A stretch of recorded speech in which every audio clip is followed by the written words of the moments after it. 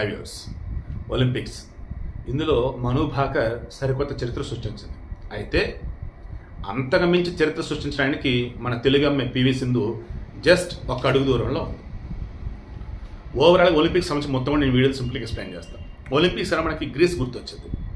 మరి ఇప్పుడు పాఠాలు ఉందో లేదో తెలియదు. నా చిన్నప్పుడు పాఠాలు ఒలింపిక్స్ సంబంధించి ఒక పాఠమే ఉంది. అందులో చెప్తారు క్రీస్తు పూర్వం 776లో ఈ ఒలింపిక్స్ స్టార్ట్ అయినాయి. క్రీస్తు శకం వచ్చేసి 393 వరకు ఇవి సాగే. ఆ తర్వాత సాగలేదు. అగైన్ మరలా 1894లో ఈ ఒలింపిక్స్ మరలా నిర్వహిద్దామని చెప్పేసి కమిటీ ఫామ్ అయింది గ్రీసులోనే. ఆ తర్వాత వాళ్ళు ఓకే అని కూడా 1896లో మరలా మొదలెట్టారు అన్నది చిన్నప్పుడు నేను చదువుకున్నది. ఇప్పుడు మన భారతదేశం నుంచి ఒలింపిక్స్ సంబంధించి ఇవన్నీ ఇప్పుడు చెక్ చేశాయి. ఏంటంటే ఇప్పటి వరకు మన భారతదేశం సంబంధించి 1900 సంవత్సరంలో ఫస్ట్ టైం ఒలింపిక్స్ మనలో ఎంట్రీ. అందులో నార్మన్ ప్రిచర్డ్స్ ఆంగ్లో ఇండియనే, బట్ 2 మెడల్స్ గెలుచున్నాడు మన భారతదేశం తరఫున. 200 మీటర్లు పరుగు పందెంలో సిల్వర్, 200 మీటర్ల పరుగు పందెం హడ్డిల్స్ అందులో కూడా సిల్వర్ వచ్చింది. ఓకే, ఓ వ్యక్తికి ఒకే ఒలింపిక్లో 2 సార్లు మెడల్స్ అంటే మన భారతదేశం అతనికి మరలా నిన్న మను భాకర్కి వచ్చాయి. ఓకే, ఆల్రెడీ వీడియో ఇచ్చున్నా. ఇక నెక్స్ట్ 1900 సంవత్సరం పార్టిసిపేట్ చేశారా. నెక్స్ట్ 1904, 1912 మధ్యలో 1908 పార్టిసిపేట్ చేయలే, 1916 పార్టిసిపేట్ చేయలే. ఎలాగైనా మరలా 1920లో మొదలెడితే మన వాళ్ళు ఒలింపిక్స్లో ప్రస్థానం ఇంకా ఆగల, కంటిన్యూగా నడుస్తూనే ఉంది. ఇందులో ఫస్ట్ ఇండివిజువల్గా పథకాలు సాధించిన నార్మన్ ప్రిచర్డ్స్. ఓవరాల్గా అన్నప్పుడు గోల్డ్ మెడల్ సమయం చూసుకుంటూ ఉంటే మెన్స్ హాకీ టీం ఉంది. 1928లో ఆమ్స్టర్డామ్లో జరిగినటువంటి ఒలింపిక్స్లో మన మెన్స్ హాకీ టీం గోల్డ్ సాధించింది.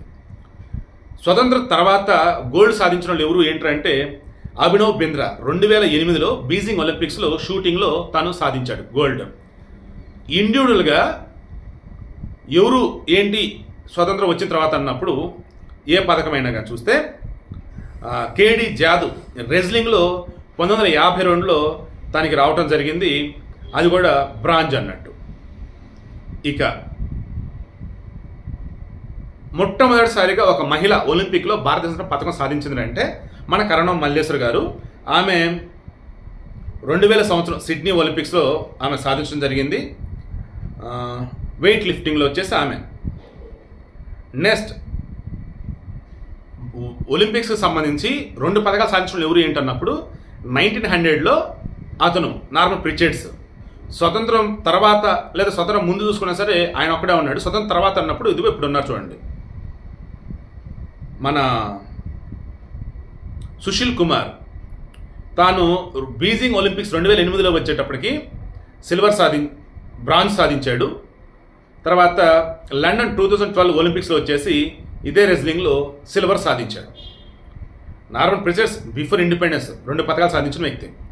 ఆఫ్టర్ ఇండిపెండెన్స్ సుశీల్ కుమార్ తర్వాత మన సింధు 2016 రియో ఒలింపిక్స్లో సిల్వర్ సాధించింది. మన టోక్యో ఒలింపిక్స్ 2020లో జరగాలి, బట్ 2021లో జరిగాయి. అందులో వచ్చేసి బ్రాంజ్ సాధించింది మన సింధు బ్యాడ్మింటన్లో. దాని ఇప్పుడు మను భాకర్ షూటింగ్లో వచ్చేసి 10 మినిట్స్ ఎయిర్ పిస్టల్ విభాగంలో వచ్చేసి బ్రాంజ్. అండ్ టీమ్ ఈవెంట్లో వచ్చేసి సరబ్జోత్ సింగ్తో కలిపి మిక్స్డ్ ఈవెంట్ అన్నప్పుడు 10 మినిట్స్ అది కూడా అక్కడ పిస్టల్ విభాగమే, అక్కడ కూడా బ్రాంజ్ సాధించింది. ఓవరాల్గా అన్నప్పుడు గోల్డ్ 10, సిల్వర్ 9, బ్రాంజ్ 18, మొత్తం 37 మెడల్స్ మన భారతదేశం తరఫున ఇప్పటి వరకు. మిగతా దేశాలతో కంపేర్ చేసినప్పుడు మనకున్న జనాభాకి సాధించడం చాలా చాలా తక్కువ, బట్ పర్లా ఉన్నంతలో బెటర్గానే అన్నట్టు. సో ఇంకేదైనా మిస్ అయ్యానా, ఇంకేదైనా మీకు డౌట్స్ ఉంటే కింద అడగండి, దాన్ని బట్టి చెప్తాను. తర్వాత వీటిని యాక్చువల్గా సమ్మర్ ఒలింపిక్స్ అన్నట్టు అంటారు, వీటిని వింటర్ ఒలింపిక్స్ అని ఉంటారు. అవి వచ్చేసి 1960 నుంచి స్టార్ట్ చేశారు, 1964 నుంచి. ఓకేనా. దెన్ మన భారతదేశం వచ్చేసి 1992 నుంచి స్టార్ట్ చేశారు. వాళ్ళు 94 ఇంకా కంటిన్యూ అవుతూనే ఉన్నారు. వాస్తవానికి ఇవి ఎవ్రీ 4 years జరుగుతాయి, అవైనా ఇవైనా. దెన్ ఇక్కడ ఏమైందంటే ఈ వింటర్ ఒలింపిక్స్ సంబంధించి మధ్యలో ఎక్కడో గ్యాప్ వచ్చింది అనమాట. దాంతో దీనికి దానికి 2 years గ్యాప్ వచ్చేసింది.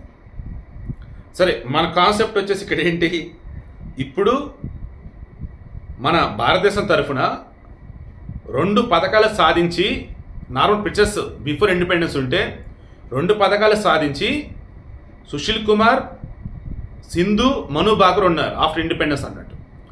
ఒకే ఒలింపిక్స్లో నార్మల్ ప్రిచర్స్ ఉంటే అలా మను బాకర్ ఉన్నారు, హిస్టరీ క్రియేట్ చేశాను.